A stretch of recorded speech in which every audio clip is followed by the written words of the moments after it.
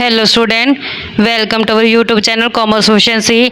आज की क्लास में कवर करेंगे एग्जांपल ओरिजिनल कॉस्ट वाला यानी कि स्ट्रेट लाइन डेप्रिसिएशन मेथड को कवर करेंगे। इसे लास्ट क्लास में हमने एग्जांपल कवर किया था इसी कंसेप्ट का। अगर अभी तक आपने लास्ट क्लास नहीं देखी, देखिए ताकि आपकी स्टडी में कंसिस्टेंसी बनी रहे। अगर अभी तक आपने मेरे यूट्यूब चैनल कॉमर्स एफिशिएंसी को सब्सक्राइब नहीं किया, सब्सक्राइब कीजिए और बेल आइकन जरूर प्रेस कीजिए ताकि जब भी मैंने वीडियोस अपलोड करूँ सबसे पहले नोटिफिकेशन आपके पास जाए, आप वीडियोस को सबसे पहले देखकर आपकी स्टडी बूस्ट अप हो। स्टार्ट करते हैं। स्टेटमेंट गिवन है कि 1 अप्रैल 2010 को कंपनी ने परचेज किया एक प्लांट एंड मशीनरी 2 लाख रुपए का। नया मशीनरी खरीदा 10,000 में, परचेज की गई 1 जनवरी 2011 को एंड 20,000 रुपये उसके ऊपर 1/10/2011 को नई मशीन के ऊपर और खर्च कर दिया। यानी कि यहाँ पे एक मशीन खरीदी गई है 1/4/10 को 2 लाख की, नई मशीन 10,000 की खरीदी गई है 1/1/11 को और 20,000 की खरीदी गई है 1/10/11 को। 1/7/12 को मशीनरी जिसकी बुक वैल्यू 30,000 है 1/4/10 को।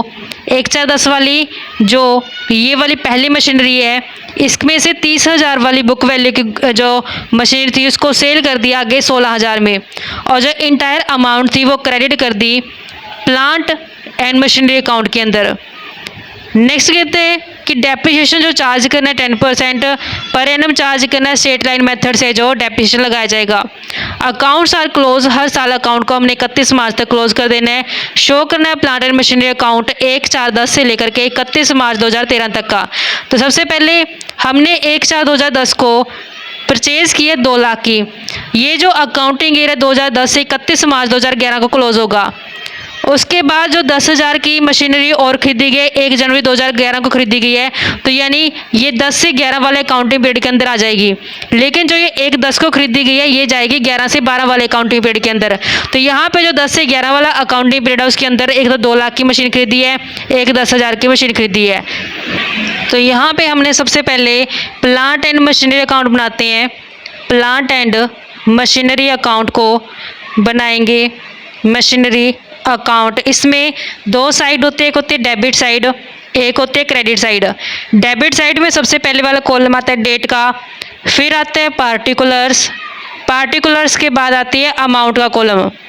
फिर ऐसे क्रेडिट साइड पे सबसे पहला कॉलम डेट का, उसके बाद पार्टिकुलर्स आते हैं, पार्टिकुलर्स के बाद आता है कॉलम अमाउंट का। जैसे यहाँ पे जो मशीनरी खरीदी गई है वो 2010 की 1 अप्रैल को खरीदी गई है तो 2010 की 1 अप्रैल को जब नई मशीन खरीदी गई तो उसके लिए जनरल एंट्री रिकॉर्ड की गई होगी। Plant and machinery account debit to bank account के नाम से दिखाया गया होगा।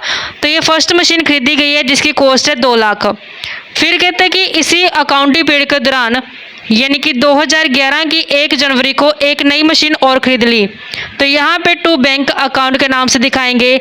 सेकंड मशीन जो खरीदी गई है उसकी कॉस्ट है 10,000 से। अब यहाँ पे 2 मशीनें खरीदी गई है, एक 2 लाख की, एक 10,000 की। अब हर साल अकाउंटिंग ईयर क्लोज होते हैं 31 मार्च को। 2010 से 2011 को ये अकाउंटिंग ईयर क्लोज कर देंगे 31 मार्च को। तो इसके ऊपर डेप्रिसिएशन लगेगा, बाय डेप्रिसिएशन के नाम से दिखाएंगे क्योंकि डेप्रिसिएशन को जो हम रिकॉर्ड करते हैं जनरल एंट्री के अंदर तो जनरल एंट्री पास की जाती है depreciation account debit to plant and machinery के नाम से। तो इस कारण से इसको बाय डेप्रिसिएशन अकाउंट के नाम से दिखाया क्योंकि प्लांट एंड मशीनरी अकाउंट को क्रेडिट किया था जनरल एंट्री रिकॉर्ड करते समय। तो प्लांट एंड मशीनरी की क्रेडिट साइड पे बाय डेप्रिसिएशन अकाउंट के नाम से इसको दिखा दिया। अब यहाँ पे डेप्रिसिएशन दोनों मशीनरी के ऊपर लगाएंगे। पहली मशीन की कॉस्ट है 2 लाख, 2 लाख के ऊपर जो रेट है डेप्रिसिएशन की वो है 10%। 1 अप्रैल से 31 मार्च ये तो पूरा साल होगा इस्तेमाल को, तो यहाँ पे पूरे साल का डेप्रिसिएशन लग जाएगा पहली मशीन के ऊपर 20,000। लेकिन सेकंड वाली जो मशीन है जो खरीदी गई 10,000 की इसके ऊपर डेप्रिसिएशन लगेगा 10 महीने का, 10%। जो महीने होंगे वो 1 जनवरी से 31 मार्च तक होंगे, सिर्फ 3 महीने ही इसको इस्तेमाल किया गया है तो 3 महीने का डेप्रिसिएशन बनेगा 250 रुपये। तो यहाँ पे टोटल जो इसका आता है 20,250 टोटल डेप्रिसिएशन के हो गए हैं क्योंकि जितना टाइम मशीन को इस्तेमाल किया गया उतने ही टाइम का उसके ऊपर डेप्रिसिएशन लगेगा। जब ये खरीदी 1 जनवरी को गई है तो 31 मार्च को जब क्लोज करेंगे तो सिर्फ 3 महीने इसका इस्तेमाल किया गया है। तब हमने 31 मार्च को इसका क्लोजिंग बैलेंस कैलकुलेट करने बाय बैलेंस सीडी के नाम से दिखाएंगे। फर्स्ट मशीन का 2 लाख में से 20,000 डेप्रिसिएशन माइनस करेंगे तो 1,80,000 बनता है। सेकंड मशीन का 10,000 में से 250 रुपये माइनस करेंगे तो 9,750 है जो बैलेंस है। टोटल जो बनता है 1,89,750 रुपये। तो इसी के साथ हमारी अकाउंटिंग ईयर क्लोज हो जाते हैं। जिसका टोटल बैलेंस बनता है वो बनता है 2,10,000 से 2,10,000 से। अब नेक्स्ट अकाउंटिंग पीरियड स्टार्ट होते हैं 2011 को।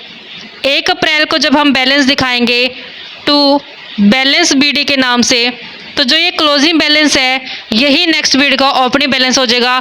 फर्स्ट मशीन का 1,80,000, सेकंड मशीन का 9,750, टोटल 1,89,750।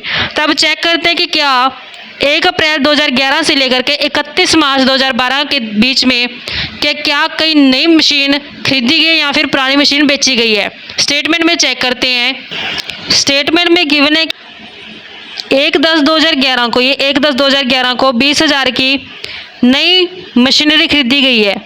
और आगे एक साथ 2012 को, ये तो नेक्स्ट अकाउंटिंग पीरियड से रिलेटेड हो गई है। तो जो ये हमारे पास अकाउंटिंग पीरियड बनता है 2011 से लेकर के 31 मार्च 2012 का, तो हमारे पास उसमें ये मशीन खरीदी गई 20,000 की। हमने प्लांट एंड मशीनरी अकाउंट के अंदर रिकॉर्ड करेंगे 1 अक्टूबर को जो नई मशीन परचेज़ की गई है टू बैंक अकाउंट के नाम से दिखाया जाएगा। तीसरी मशीन है जो यहाँ पे खरीदी गई है 20,000 से। इसके अलावा कोई भी पुरानी मशीन बेची नहीं गई और कोई भी इसके अलावा कोई अदर मशीन है जो खरीदी नहीं गई। अब हमने अकाउंटिंग क्लोज करना है 11 से, ये 12 में क्लोज हो जाएगा। 31 मार्च को डेप्रिसिएशन लगाया जाएगा बाय डेप्रिसिएशन अकाउंट के नाम से दिखाएंगे। जो पहले वाली मशीन है उसकी ओरिजिनल कॉस्ट यहाँ पे 2 लाख है। 2 लाख का 10% करेंगे 20,000 डेप्रिसिएशन। दूसरी वाली जो मशीन है उसकी कॉस्ट बनती है 10,000। 10,000 का 10% करेंगे 1,000। तीसरी वाली जो मशीन है वो 20,000 में खरीदी गई है। 20,000 का 10%, लेकिन जो इसका इस्तेमाल किया गया वो 1 अक्टूबर से लेकर के 31 मार्च तक किया गया है। तो अक्टूबर, नवंबर, दिसंबर, जनवरी, फरवरी और मार्च, सिर्फ 6 महीने इस्तेमाल किया गया इसका। तो 6 महीने का डेप्रिसिएशन बन जाएगा इसके ऊपर 1,000 रुपये। 20,000, 21,000 और एक 22,000। तो टोटल डेप्रिसिएशन यहाँ पे 22,000 दिखा देंगे। अब 31 मार्च को अकाउंट क्लोज करते हैं बाय बैलेंस सीडी के नाम से दिखाते हैं। जो पहली मशीन की कॉस्ट 180 माइनस करेंगे 20,000, तो 1,60,000 है जिसका बैलेंस बनता है। सेकंड मशीन में 9,750 में से 1,000 माइनस करेंगे तो 8,750। तीसरी मशीन 20,000 माइनस में डेप्रिसिएशन 1,000, तो 19,000 है जो बैलेंस आता है।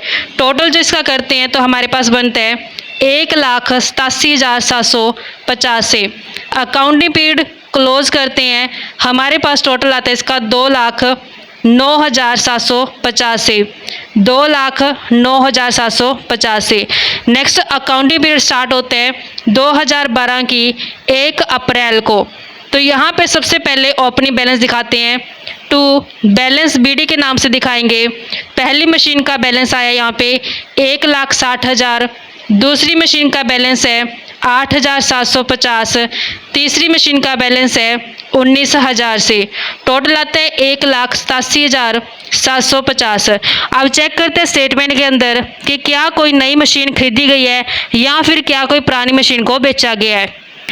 स्टेटमेंट में गिवन है कि 1/7/12 को एक मशीनरी जिसकी बुक वैल्यू 30,000 है 1/4/10 को सोल्ड कर दी गई है 16,000 में, और जो इंटायर अमाउंट थी क्रेडिट कर the plant and machinery account के अंदर।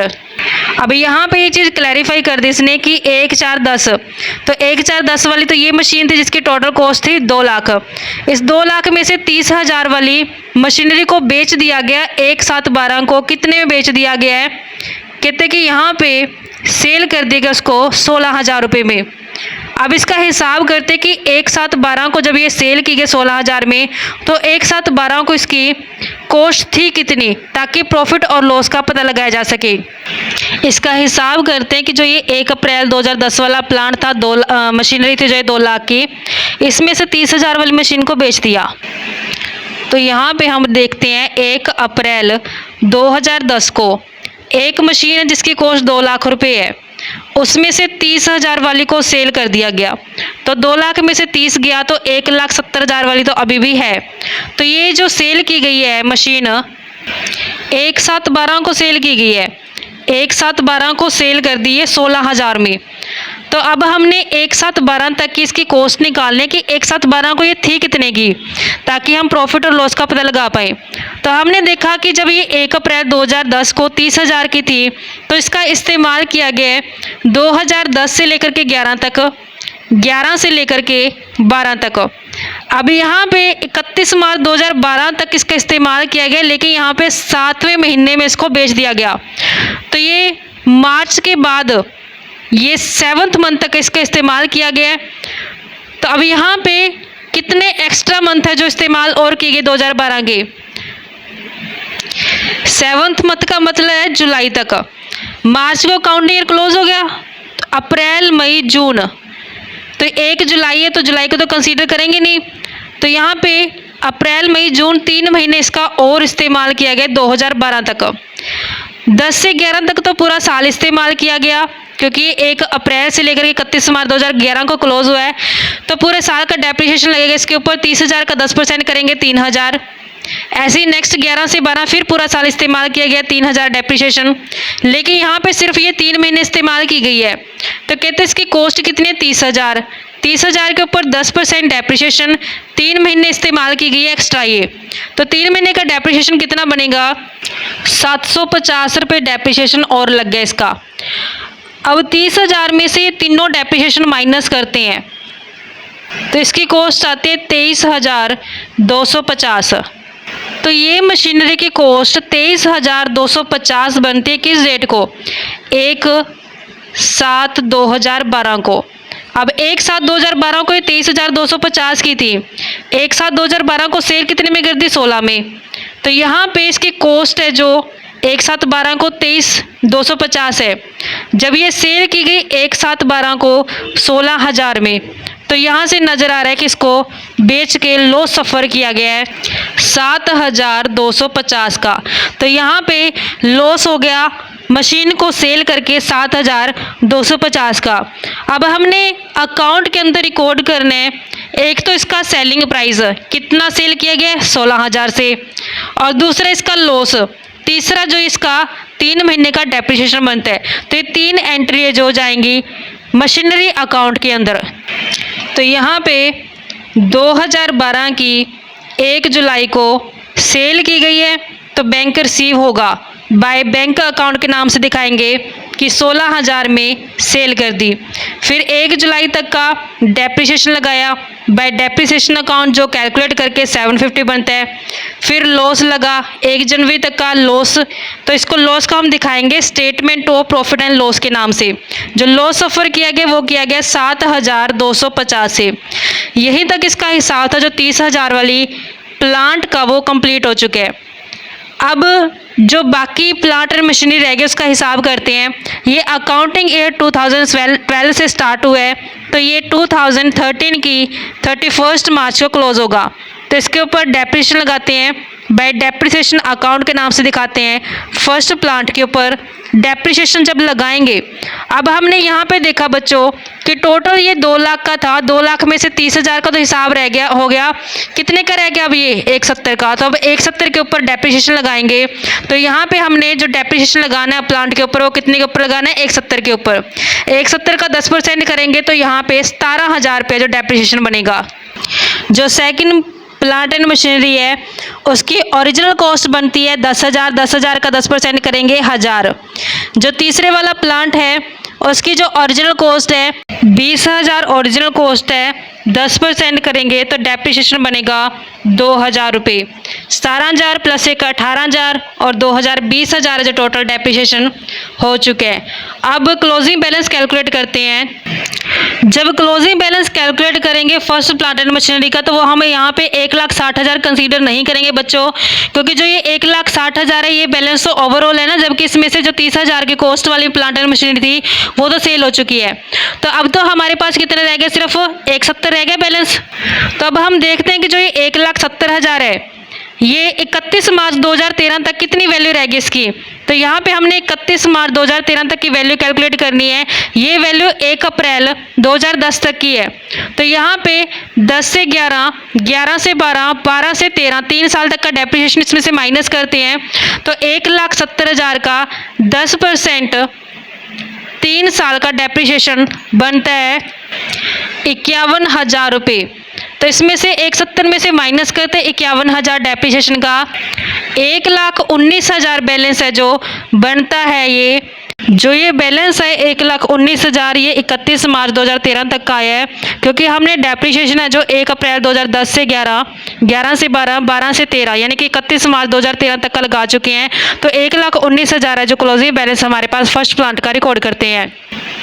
तो यहाँ पे 2013 की 31 मार्च को बाय बैलेंस सीडी के नाम से फर्स्ट प्लांट का दिखाएंगे 1,19,000 से। सेकंड प्लांट का कैलकुलेट करते हैं, 8750 में से 1000 डेप्रिसिएशन माइनस करेंगे तो बैलेंस आएगा 7750 रुपये। Second plant 7750। तीसरे प्लांट का 19,000 माइनस करेंगे 2000, बैलेंस आता है 17,000 से। टोटल करते हैं तो हमारे पास क्लोजिंग बैलेंस बनता है 1,43,750 से 1,43,750। यहाँ पे हमने क्लोज कर देना अकाउंट, तो हमारे पास टोटल बनता है 1,87,750। तो यहाँ पे 1,87,750 है जो टोटल हो जाता है। तो इसी के साथ बच्चों ये हमारा कंसेप्ट बनता था। आई होप कि आप क्लियर हो गया होगा। नेक्स्ट क्लास में स्टार्ट करेंगे नेक्स्ट मेथड डेप्रिसिएशन का, रिटर्न डाउन वैल्यू मेथड। ऐसे ही रेगुलर क्लासेस के लिए आप मेरे यूट्यूब चैनल कॉमर्स एफिशिएंसी को सब्सक्राइब, लाइक और शेयर करें। बेल आइकन जरूर प्रेस करें ताकि जब भी मैं वीडियोज़ अपलोड करूँ सबसे पहले नोटिफिकेशन आपके पास जाए, आप वीडियोज़ को सबसे पहले देखकर आपकी स्टडी बूस्टअप हो।